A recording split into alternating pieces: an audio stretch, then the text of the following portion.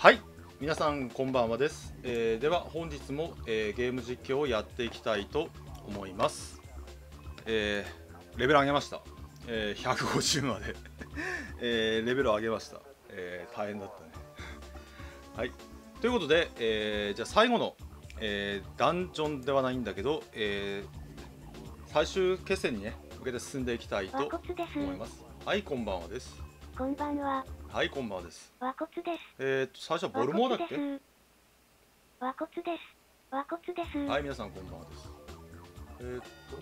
あ、こっちはヒュードス。ボルモア。あ、これか。ボルモア。クリアするよ。ね。和骨です。はい、こんばんはです。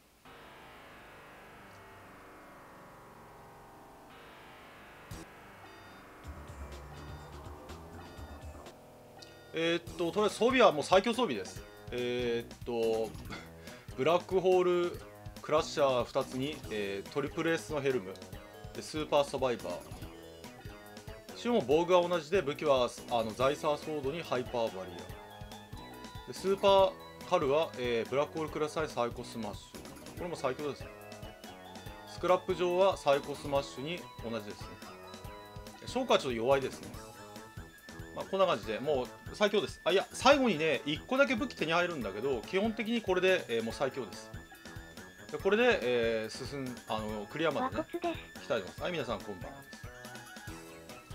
じゃあ、いつも通りインビシブルを使って進んでいきたいと思います。翔子様のヒーリングが全大会になってることを祈りましょうね。あれ、どこだっけ？あ、これか。翔子様のヒーリングが全体化になってることを祈りましょうね。これで全体化になってなかったらちょっとかなりきついよ。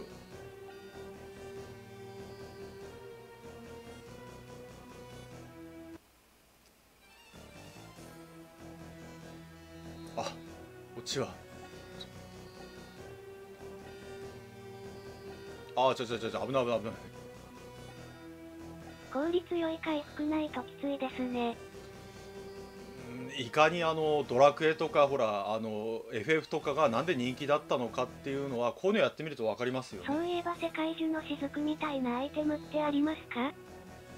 あれ、ちょっと待って、そういえば説明書に回復アイテムもう一個あったね。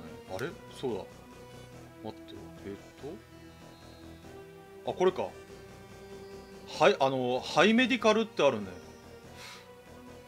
全体回復は生命線ですもんね。他のアプグでも。いや、この多分ハイメディカルも特に書いてないから単体じゃないかな。一応ほらさっき持ってるキャンプセットは戦闘終了後は全部回復ですね。みたいのがあればいいんですけど。本当にそうだね。いやだからほらドラクエとかがさ結局人気があるのってそういう理由があるからじゃない結局。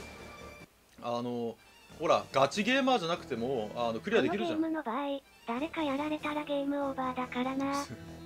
そうだね、誰か死んでも終わりだからね。わこわこ。はい、こんばんはです。やっぱほら人気なゲームっていうのはほらさっきもちょっと話したんだけどなんかプレステの5の値段がなんかとんでもない値段になりそうだってネットに出回ってるじゃん今。もしほら、はい、こんばんはです。例えば主人公とかがベホマズン覚えますからね。例えばゲーム機って一般人がやらないとソフトが売れないからダメなんだよ。本数売れないから。だから例えばプレステ5とかの値段を一般人が手が届かない値段で設定しちゃうと本数売れないじゃんゲームの本数が。となると開発費が回収できないからゲーム会社が作んなくなっちゃうんだよねゲームを。だから問題なの。だからほら任天堂のハードがうまいのはその辺かな。スイッチってほらライトだと2万円で買えるじゃん。2万円だとなんとか買えるレベルなんだよね。その結果ほらスイッチっていまだにバカみたいに売れてるでしょ。下手すると2台持ってる人もいるんじゃないライトと通常のスイッチ持ってる人もいるんじゃないっていうのはできるんだよ。だからもうすぐ売れるの。だから例えば性能が高いのは分かるんだけど、持ってます。そう持ってるでしょ。性能が高いから高いってなっちゃうと所詮ゲーム機はおもちゃだからパソコンと違うから。となるとおもちゃにあれここも違うの？任天堂164の時に散々味わいましたからね。ああ、多分任天堂はそこで多分気がついたんでしょうね。多分64の時にそれで気がついたんでしょうね。プレスだってあれじゃん。プレスだってさ、最初売れなかったんだよ。私はプレステ1を発売日に買いに行ったけど39,800円だったんだよ。あれがプレスが売れるようになったのは2万円とか、最終的には2万切ったのかな。でそれでプレステもほら広がったじゃん。だからやっぱ高いとハードの普及って広がんないんだよね。だからやっぱやべえ、インビジブル消えてた。だからなんだっけ、やっぱギリギリ4万円、今でも4万でも値下げラッシュと名作ソフトが出てきて普及しましたね、プレステは。そうでもさ、今コロナ禍だから4万円でも売れない気がする。コロナ禍じゃなかったら4万。プレステ3の初期型の端少し値段が落ち着いてから買ってました。コロナがなかったら4万円なら売れたと思うけど、今コロナだからな。4万円調べたら高額ドライブなし版が4万2000円ぐらいで出るので貼ってって話がありますね。ドル販売をメインで進めるつもりなのかな。通常で4万、上位版で5万がギリギリかな。ギリギリだね。一般人が買うかどうかだよね。私は買うけどね。よかった、進みました。今オートで進んでます。一般人が買ってくれるかどうかだからね。プレステ5が未だに外見以外出してないのが怖い。確かに。次はあれですね。次移動ですね。これを残り2つの、衛星かな、衛星でやれば、いよいよラストダンジョンですね。簡単ですね。インビジブル使ってるからね。エンカウント抑制使ってますから、ね、消費税込みで上位版が5万までかな。出せるのは。いや、今の人5万円出すかな。スイートチもそうですが、アクセサリー関係でお金かかりますからね。これであれだね。なんだっけ、ザイザー装備作ってもらえるね。あれ何がいいんだっけ。ちょっと待って。ザイザー装備はね、追加で1個しか作ってもらえないんで、これあれかな。ザイザー装備何がいいんだっけ。ちょっと待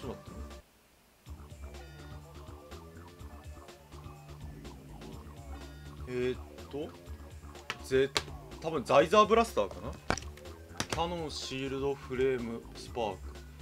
多分シールドとフレームはもったいないから、キャノンかスパークかブラスターだな。ちょっと待ってザイザーキャノン。お、すげえ、25000攻撃力。ザイザーキャノンかな。ザイザースパーク、ザイザースパーク、ザイザースパーク、ザイザーブラスターは9000だね。証拠の最強武器ですね。証拠のザイザースパーク。ちょっと待って、ザイザースパークあった。これはタンク、さっきのタンクの最強装備ですね。となるとザイザーキャノンですね。最終はほら、最後のボス戦は歩兵同士の戦いなんで、ザイザーキャノンはちなみにジョー、ウェルダ、カル装備可能ですね。ザイザーキャノン、一撃必殺のキャノン砲じゃん。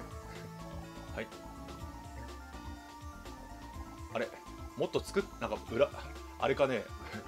裏技ねえのか。これ持ってたら作ってもらえねえかな。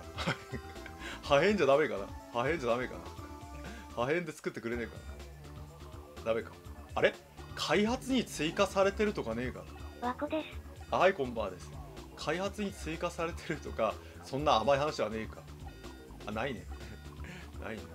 そんな甘っちょる話は。定番の1周1個だけ作れる装備ですか。ないね。ないね。そんな甘い話はありませんでしたね。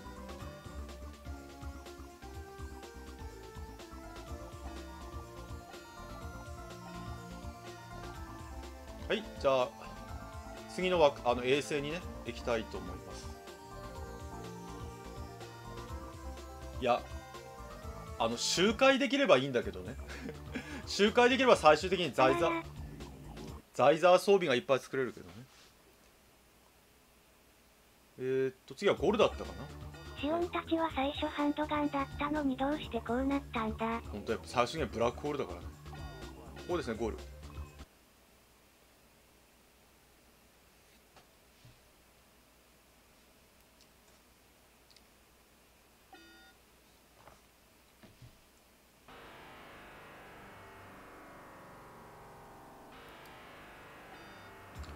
ザイザーキャノンは誰に持たせるかな。ザイザーキャノン。そして1周目の武器を持って2周目に。ジョーはいつからなんだろう。ジョーに持たせるか。ほらカルとプロのトリガーの虹の貝殻装備みたいにできますね。ほらカルとウェルダはあれが装備できるから。あれ待って、あれ待って、ザイザーキャノンって重さ、ザイザーキャノンの重さってザイザーキャノン900ですね。あれ900ならちょっと待ってザイザーキャノン最高スできた、できましたね。じゃあこれでいきましょう。ウェルダーはたまに精神攻撃的にやるんで、ジョーの方がまだなんだっけ攻撃してくれるからね。カルはなんだっけメカドラゴンとかっていう必殺技たまに使うんで、やっぱそうだね、ジョーだね。ジョーが一番多分いいですね。あった。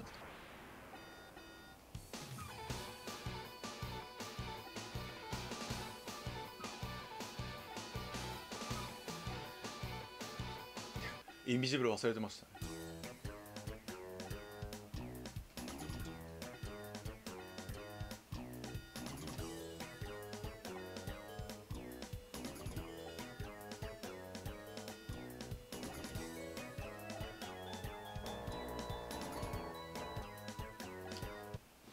超重力シールド放射基地、名前がいいね。ちなみに重力シールドの元ネタは多分SW ですね。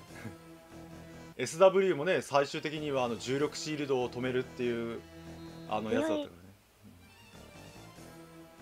こっちは袋小路でしたね。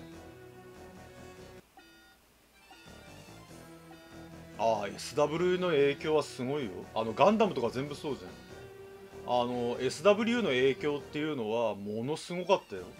だからほらSF ブームにもなったし、こぞっていろんなところが真似したじゃん。だからそんだけ、SW の影響力は大きかったっていう証明ですね。私も劇場版で見に行きましたよ。当時はすごいなと思ったね。あれタイファイターでいいんだっけ。ファイターの戦闘シーンとか、ウルトラマンでシステムの名前でも使われてたりしますね。ファイターの戦闘シーンとか本当に良かったよね。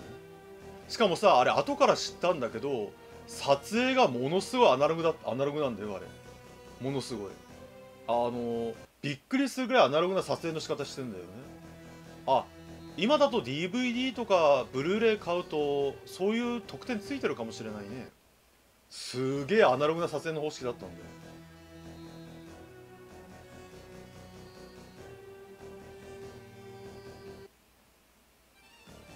昔は特撮なんてみんなそういうもんだから。フグもないのに映像作れるのすごいですね。ストップモーションとかも使ってたし。デジタルはエフェクトのみの時代ですからね。そう。ほとんどストップモーションとかっていうアナログ使ってたりして、あれこれ戻ってきてねえかい。戻ってきてるやん。あれ道にちょっと迷っちゃった。すげえよな本当に。ああいうのはまさに天才なんでしょうね。発想の天才ってやつなんでしょうね。SE も全部物理。そう。ち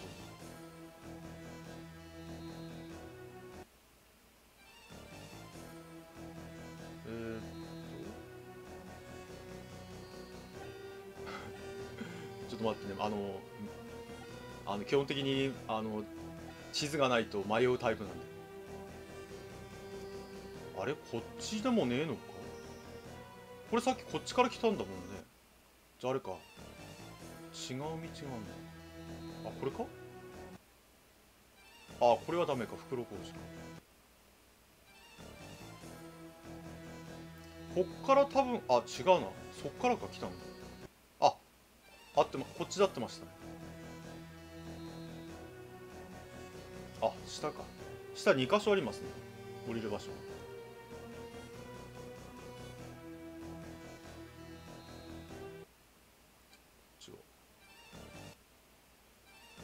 こっちか。あ、こっちは袋小路ですね。ということはこっちが正解か。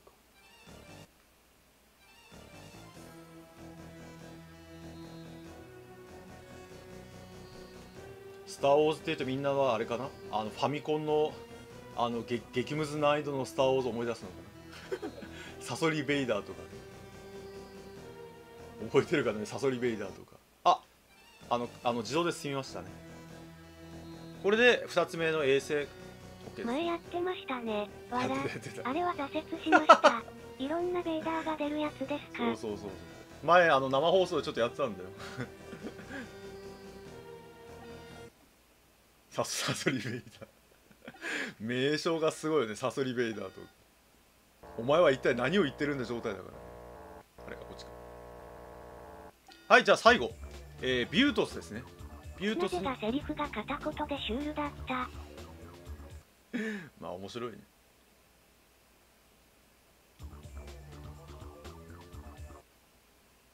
水増しベイダーばかりなイメージ。確かに。しかもあれさ、一発でやられちゃうから難しいんだよね。あれ多分ライフ制だったら多分面白かったと思うんだよ。一発でやられちゃうっていうのがやっぱ問題だと思うんだよ、一発。だからちょっとだって敵は銃撃ってくんだぜ。敵銃。あれでも一応公認だよね。そうだよ。敵銃バンバン撃ってくんのに、なんだっけ、一発でも当たったら終わりだからね。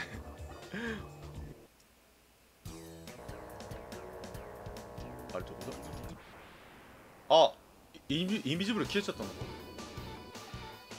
インビジブルが消えたのか、それとも敵のレベルが上がったのか。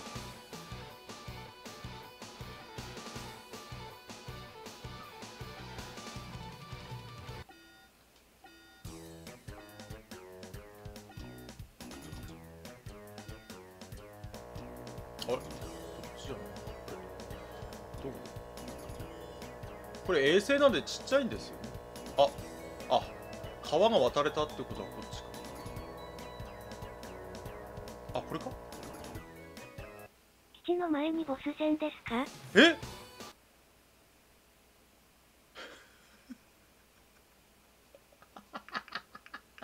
えそういうことですね。そういうことですね。なんかやばいものが。あれ俺セーブしてねえのか。すいません、もう一回、シールドをやっていきたいと思います。あれコクピットって、あれちょっと待って、コクピット、あれセーブしてねえんだっけ。あれこれコクピットって、あれコクピットって、あれこれあれさっきクリアしたとこかな。ちょっと待って。あれクリアしたとこかな。そういえばパソコンエンジンの時もそうでしたね。白目。あれ見ればいいのか。お金の量見ればいいのか。スクラップの量。そうすればどっちが新しいデータかって分かるからね。いやあれは絶対騙されるでしょ。18万3000だね。こっちは少ないね。少ない。18万。多分さっきの真ん中かな、やっぱり。そうですね、これですね。じゃあもう一回クリアしましょう。マジかよ。本当にマジかよ。うわ、あれはひでえな。しかもインビジブル切れてるし。あれはひでえな。やった余裕で特攻したらさ、まさかの敵の重機動兵器がいるっていうのは想定外。おお、すげえ、ザイザーキャノン強えな。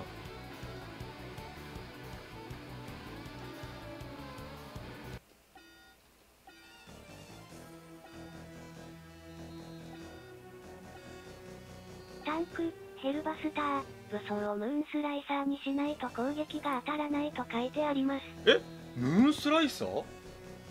え、ムーンスライサーなの？ああ、貫通ってことか。貫通じゃダメだってことか。一回やってみる。いや、今装備してるのが最強の装備なんだよ。今装備してるのが今装備してるのがなんだっけ、なんだっけ、フリージングゼロとなんだっけ、これかな、マルチレイキャノンってやつなんだけど、やってみる？それでダメだったらムーンスライサーにしてみましょうか。今装備してるのが最強なんでも可能性あるよ。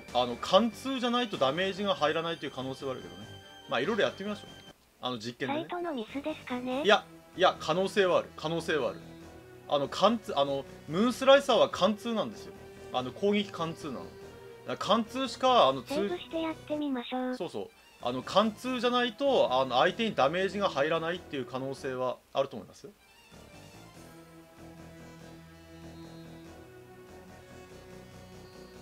まあセーブすればね、やられちゃってもこれ戻ってきちゃったじゃん覚えてるこれ戻ってきちゃった。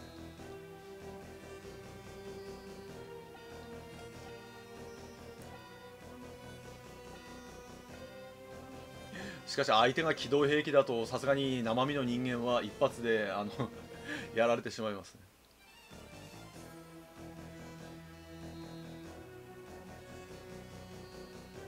まあ当たり前だけどねモビルスーツに生身で喧嘩売ったらどうなるかって考えたらね、あれでしょ、ダグザさんは戦ってましたよって言うんでしょそういう極論はやめようね、極論はね。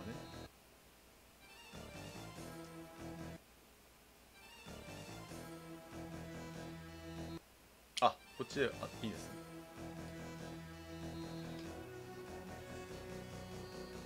でも今だとね、生身で戦車とか戦えるから、まあいやそれと一緒にしちゃダメか。ダグザさんやられてるじゃん年明けそしてサーベルに溶かされると拠点守るって考えれば兵器いてもおかしくはないですね。確かに。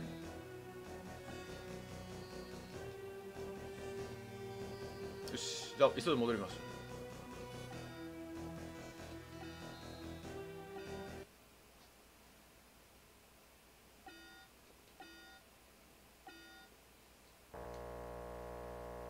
歩兵ブス戦車は地形と武装、戦車世代によるみたいですし。確かにね。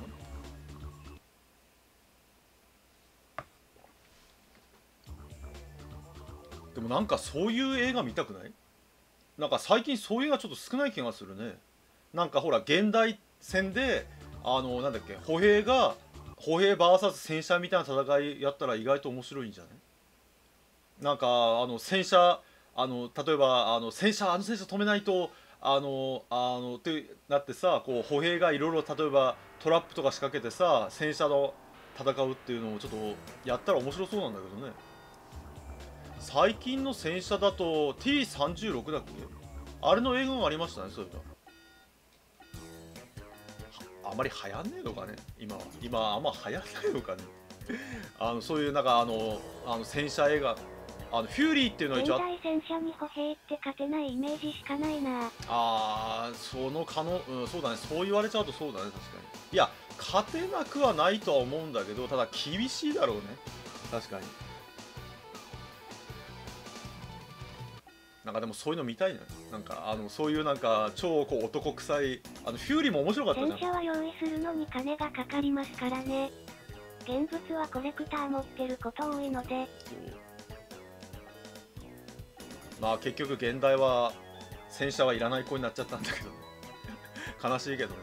現代は戦車が高い弱いになっちゃったんで。ヒューリーのタイガー戦車が出た時の絶望感でも実際あんな感じだよ。なんかあれさなんかレビューとかでさあんなわけないじゃんっていう人いっぱいいたんだけど、いや実際シャーマン戦車とティガー戦車のキルレシオって1対10なんですよ。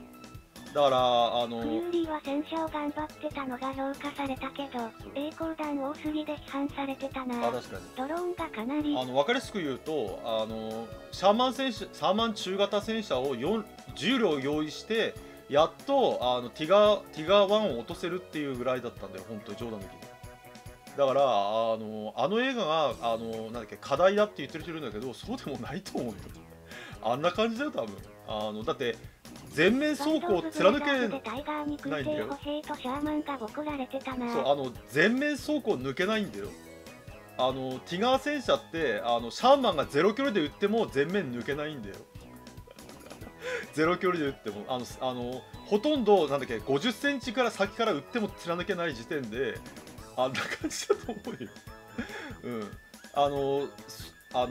よ。側面はなんとか近づけば抜けるらしいんだけど、ただ近づけないけどね。硬すぎだ、はい、じゃあ行きます。これこれですね。行くぜ。一応ダメージ取ってるかな。どうなんだろう。ちははバカにするのに。倒せるじゃん。倒せるよ、ほら。もう敵の HP がほら大丈夫でしたね。あれかね、パソコン版がもしかしてそうなのかな。パソコン版がもしかしたら貫通じゃないと倒せなかったのかな、パソコン版が。可能性はありますよ。だからなんだっけメガドライブ版では修正して倒せるようになってるっていう可能性はありますからね。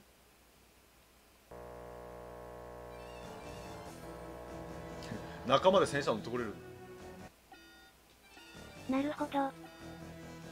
パチパチパチ。ありがとうございます。貫通使うと楽に倒せるとかではないですか。それもある、その可能性もあるね。その可能性も。貫通使うと結構簡単に倒せるみたいな可能性もありますよ。まあ別に倒せりゃいいよ。ぶっちゃけなしけど倒せりゃいいよ。倒せればね。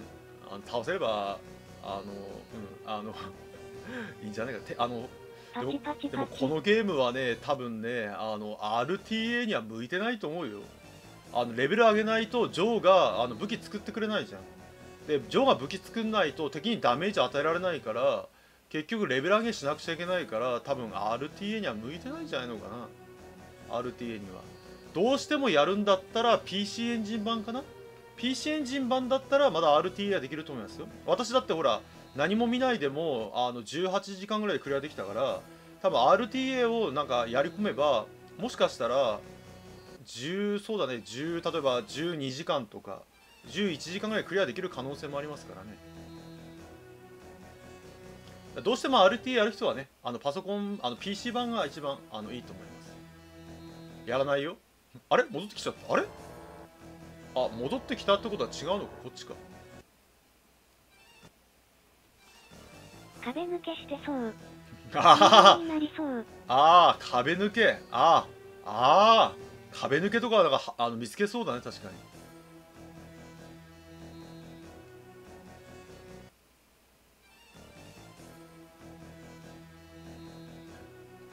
ちょっと道が分かんない。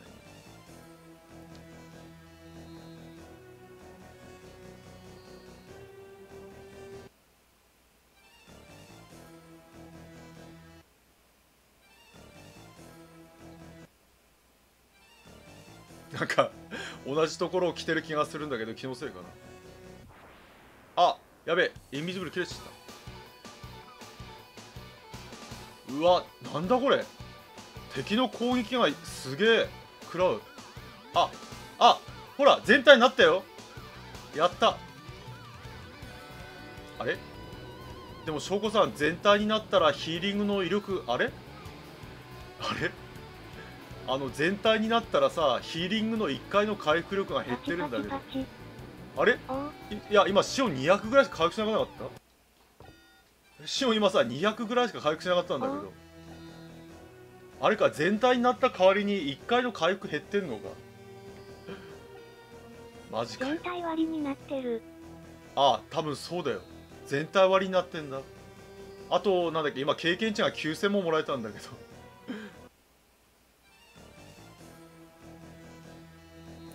あれこれさっき来なかったここ。これさっき来たね。